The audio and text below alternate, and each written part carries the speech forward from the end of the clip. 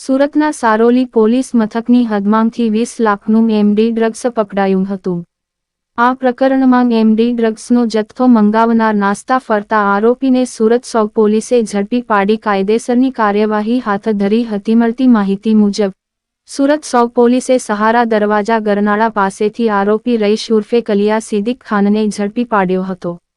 આરોપી પોતે અગાઉ જૂના કપડાનો ધંધો કરતો હતો અને મુંબઈથી શહેબાજ ઉર્ફે લઈક રવિવારી બજારમાં જૂના કપડાં લઈને વેચવા આવતો હતો। ત્યારબાદ કપડાનો ધંધો બરોબર નહીં ચાલતા અને શહેબાજ ઉર્ફે લઈક કે જેણે એમડી ડ્રગ્સનો ધંધો ચાલુ કર્યો હતો જેથી તેની પાસેથી એમડી ડ્રગ્સ મંગાવી છૂટક વેચાણ કર્યું હતું અને ત્યારબાદ ડિસેમ્બર 2022માં મોબાઈલ પર વાત કરી 200 ગ્રામ એમડી ડ્રગ્સનો જથ્થો મંગાવ્યો હતો।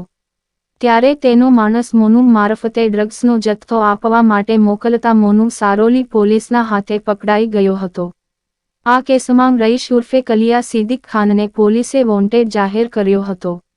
પોલીસે આરોપીની ધરપકડ કરી આ મામલે કાયદેસરની કાર્યવાહી હાથ ધરી હતી। તો જોતા રહો, ફરી મળીશું નવા સમાચાર સાથે। આજકા ભારત સમાચાર સુરત।